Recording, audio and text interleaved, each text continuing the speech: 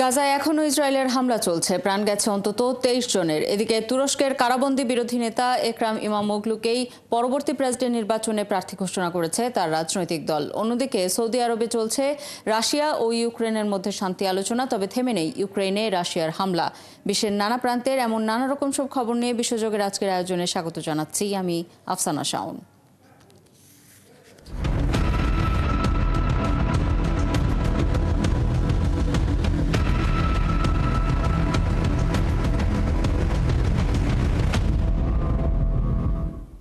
গাজায় নতুন করে ইসরায়েলি হামলায় নিহত হয়েছেন অন্তত 23 জন। তাদের মধ্যে রয়েছে আল জাজিরার সাংবাদিক হোসাম সাবাতো।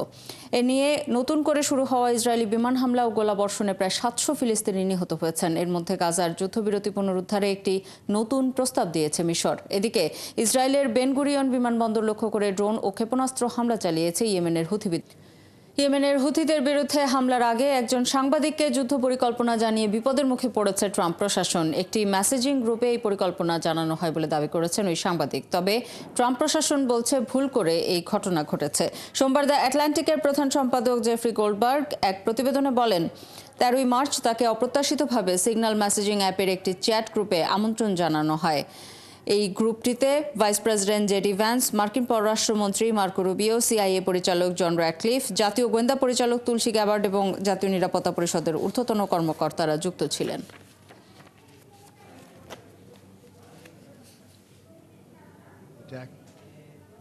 ইসরায়েলের উত্তরাঞ্চলে বাস স্টপে অপেক্ষারত যাত্রীদের ওপর গাড়ি তুলে দেওয়ার পর ছুরি ও বন্দুক হামলায় এক ব্যক্তি নিহত এবং এক সেনা গুরুতর আহত হয়েছেন। সোমবার এই হামলায় সন্দেহভাজন হামলাকারীও পুলিশের গুলিতে নিহত হয়েছে বলে জানিয়েছে বার্তা সংস্থা। সন্দেহভাজন হামলাকারীর নাম করিম জাবারিন, তার বয়স 25 এবং তিনি পশ্চিম তীরের জেনিনের কাছে জালাফা গ্রামের বাসিন্দা ছিলেন বলে জানিয়েছে জেরুজালেম পোস্ট। তুরস্কের কারাবন্দী বিরোধী নেতা এবং ইস্তাম্বুলের মেয়র একরাম ইমামোগলুকেই পরবর্তী প্রেসিডেন্ট নির্বাচনে প্রার্থী ঘোষণা করেছে তার রাজনৈতিক দল সিএইচপি। এদিকে ইমামোগলুর গ্রেপ্তারের বিরুদ্ধে বিভিন্ন শহরে চলা বিক্ষোভের সময় 9 সাংবাদিক সহ 1100-র বেশি মানুষকে গ্রেপ্তার করেছে তুর্কি কর্তৃপক্ষ। তুরস্কের প্রধান বিরোধী দল সিএইচপির পক্ষ থেকে বলা হয়েছে, প্রায় 1,70,00,000 দলীয় সদস্য এবং 1,30,00,000 সাধারণ মানুষ ইমামোগলুকে ভোট দিয়েছেন।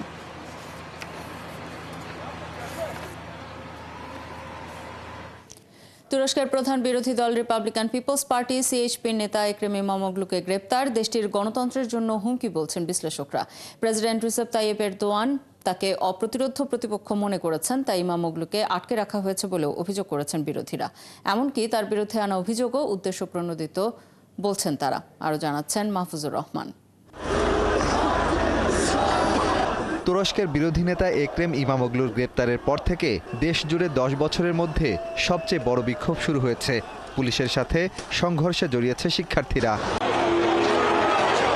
বিক্ষোভ দমনে জল কামান ও টিয়ার গ্যাস সহ প্রতিদিনই আটক হচ্ছেন আন্দোলনকারীরা। এরপরও এক সপ্তাহের জন্য জনসমাবেশ নিষিদ্ধ, ইন্টারনেটের গতি কমানো সহ ইস্তাম্বুলের প্রবেশ ও বহির্গমন সীমিত করা হয়েছে। মূলত 2019 সালে ইস্তাম্বুলের মেয়র নির্বাচনে এরদোয়ানের প্রার্থীকে পরাজিত করার পর থেকেই ইমামোগলু সরকারের টার্গেটে পরিণত হয়েছে। সে সময় প্রথমে তার বিজয় বাতিল করা হয়, তবে দ্বিতীয়বার আরও বড় ব্যবধানে জয়ী হন তিনি। 2022 সালে তিনি আদালতে 2 বছরের বেশি কারাদণ্ডপ্রাপ্ত হন। এ নিয়ে আপিল প্রক্রিয়াও চলছে। ইমামোগলু ধর্মনিরপেক্ষ দল সিএইচপির নেতা হলেও ধর্মপ্রাণ মানুষের কাছেও জনপ্রিয়, ফলে এটি তাকে আরও শক্তিশালী প্রতিদ্বন্দ্বী করে তুলেছে। এই প্রভাব ও কারিশমা দেখে রাজনৈতিক বিশ্লেষকরা মনে করছেন এরদোয়ান তাকে অপ্রতিরোধ্য প্রতিপক্ষ মনে করে আটকে রাখার সিদ্ধান্ত নিয়েছেন। দেশটির বিরোধী মতের মানুষেরাও একই কথা বলছেন। সরকার ইমামোগলুকে কারাগারে আটকে রেখেছে, অথচ তার কোনো অপরাধ নেই। আপনি জানেন, প্রেসিডেন্ট রিসেপ তাইয়েপ এরদোয়ানও অতীতে 3 মাসের জন্য কারাগারে ছিলেন। ইমামোগলু এখন এই পথেই আছেন। এরদোয়ান বলেন, তার সামনে একজন প্রতিদ্বন্দ্বী আছেন। তিনি চোখের সামনেই তার প্রতিদ্বন্দ্বীর উত্থানও দেখেছেন। এরদোয়ান এটি কিছুতেই মানতে পারছেন না। বিরোধী দল ও স্বাধীন বিশ্লেষকদের মতে ইমামোগলুর বিরুদ্ধে আনা সন্ত্রাসী সংগঠনকে সহায়তা, দুর্নীতিসহ নানা অভিযোগ রাজনৈতিক উদ্দেশ্য প্রণোদিত। এমনকি তার প্রেসিডেন্ট পদের প্রার্থিতা ঠেকাতেই সরকার তার বিশ্ববিদ্যালয়ের ডিগ্রিও বাতিল করেছে। বিশ্লেষকরা বলছেন এরদোয়ানের এই কঠোর পদক্ষেপ তার রাজনৈতিক অবস্থান শক্তিশালী করতে পারে। তবে তুরস্কের গণতন্ত্রের জন্য এটি এক অশনি সংকেত, কারণ বিক্ষোভকারীরা এখনও রাজপথে। টিয়ার গ্যাসের ধোঁয়ার আড়ালে তুরস্কের গণতন্ত্র আরও অস্পষ্টতার দিকে যাচ্ছে বলে মনে করছেন তারা।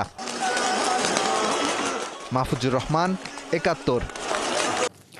রুশ ইউক্রেন যুদ্ধবন্ধে যখন সৌদি আরবে আলোচনা চলছে, তখন ইউক্রেনের উত্তর পূর্বাঞ্চলে মিসাইল হামলা চালিয়েছে রাশিয়া। এই হামলায় কোনো প্রাণহানির খবর না থাকলেও গুরুতর আহত হয়েছেন অনেকেই। সুমি এলাকায় সোমবার এই হামলা চালায় রুশ সেনারা। ইউক্রেনের পররাষ্ট্রমন্ত্রী আন্দি সিবিহা বলেন, শান্তির বিষয়ে ফাঁকা বুলি না ছুড়ে রাশিয়ার উচিত আগে হামলা বন্ধ করা। ইউক্রেন যুদ্ধের পরিস্থিতি এখন এমন এক জায়গায় দাঁড়িয়ে আছে যেখানে একদিকে পাল্টাপাল্টি হামলা চলছে, অন্যদিকে যুদ্ধবিরতি নিয়ে আলোচনা হচ্ছে। এই আলোচনা এবং হামলার পাশাপাশি রুশ প্রেসিডেন্ট ভ্লাদিমির পুতিনের আসল উদ্দেশ্য কি, এই প্রশ্নটি সবার মনে আসছে।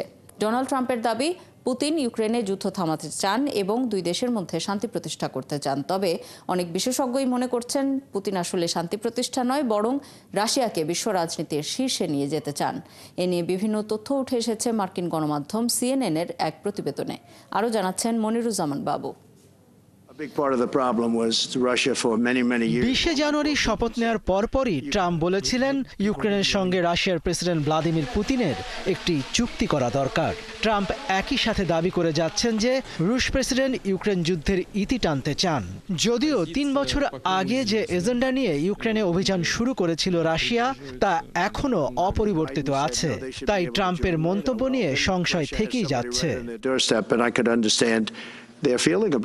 যুদ্ধবিরতিতে পুতিনের অবস্থান নিয়ে প্রশ্ন তুলেছে ইউক্রেন ও তার ইউরোপীয় মিত্ররাও। এই অবস্থায় পুতিনের কার্যকলাপ ও তার দীর্ঘমেয়াদী পরিকল্পনা নিয়ে সন্দেহ দানা বাঁধতে শুরু করেছে বিভিন্ন মহলে।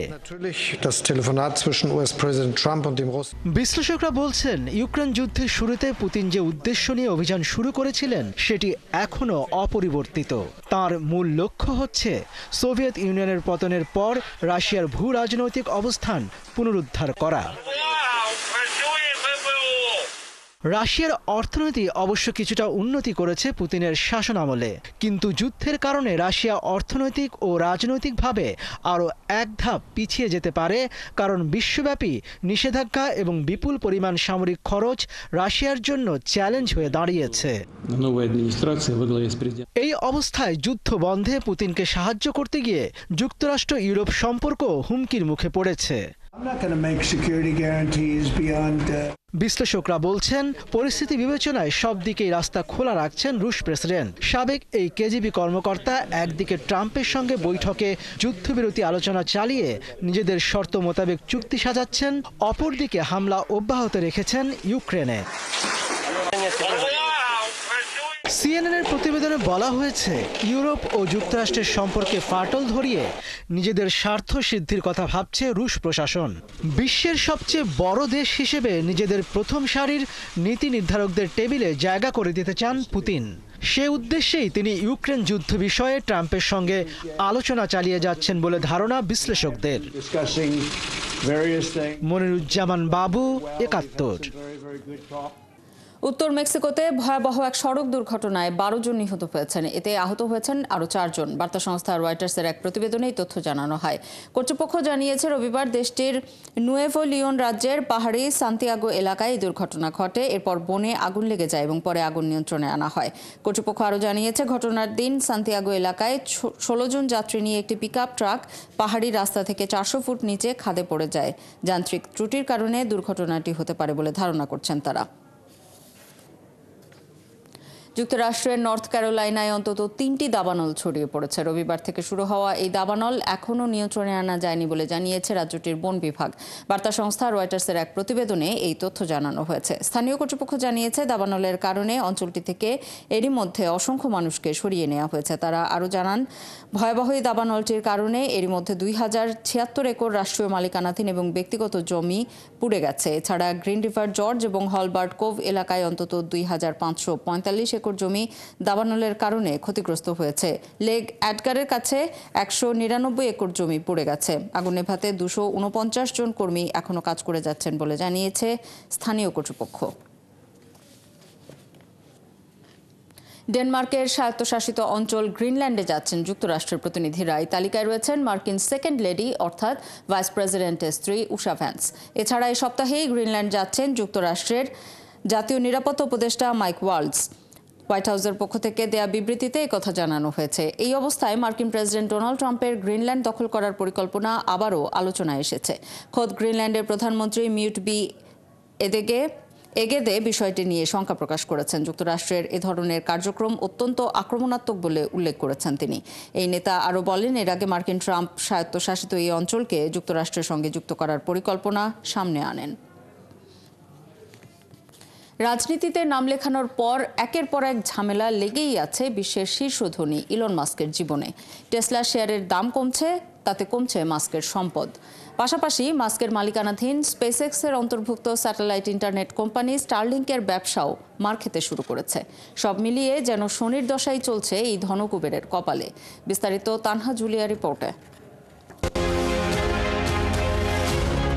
যুক্তরাষ্ট্রে ট্রাম্পের জমানায় ইলন মাস্ক একাই সরকারি সব প্রকল্প হাতিয়ে নেবেন, এমনটাই ধারণা করেছিল সবাই।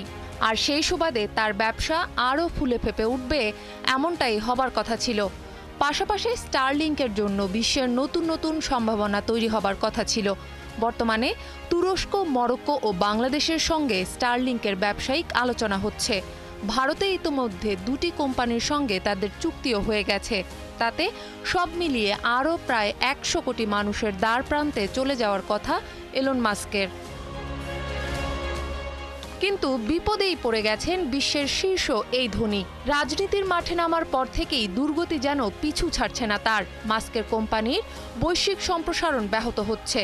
এখন যে দেশেই ইলন মাস্কের কোম্পানি চুক্তি করতে যাক না কেন, তারা এখন রাজনৈতিকভাবেই সেটি বিবেচনা করছে।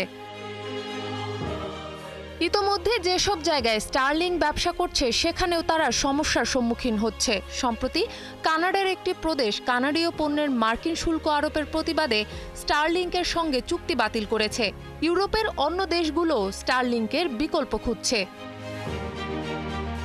তবে চলতি বছর স্টারলিংকের রাজস্ব আয় অনেকটা বাড়বে বলে মনে করে মর্গান স্ট্যানলি। চলতি বছর স্টারলিংক $1,630 কোটি রাজস্ব আয় করবে, যা 2024 সালের চেয়ে 74% বেশি। একই সঙ্গে তাদের গ্রাহক সংখ্যাও দ্বিগুণ হবে। এদিকে অটো ব্যবসায়ও খুব ভালো নেই মাস্ক। টেসলায় তার শেয়ারের বাজার মূল্য 100 বিলিয়ন বা 10,000 কোটি মার্কিন ডলারে নেমেছে। মাস্ক সম্পদ হারিয়েছেন 19.2% বা প্রায় 83 মিলিয়ন মার্কিন ডলার। ওয়াশিংটনে টেসলার একটি ডিলার শপের বাইরে শখানেক বিক্ষোভকারী প্ল্যাকার্ড হাতে বিক্ষোভ করেছেন। মাস্কের বিরুদ্ধে 1 লাখের বেশি ফেডারেল কর্মীকে ছাঁটাইয়ের নেতৃত্ব দেওয়ারও অভিযোগ রয়েছে। তানহা জুলিয়া, 71। এই ছিল আজকের আয়োজনে। কাল একই সময় আবারও হাজির হবে বিশ্বযোগ। চোখ রাখুন একাত্তরের ফেসবুক পেজে এবং সাবস্ক্রাইব করুন একাত্তরের ইউটিউব চ্যানেল। একাত্তরের সাথেই থাকুন।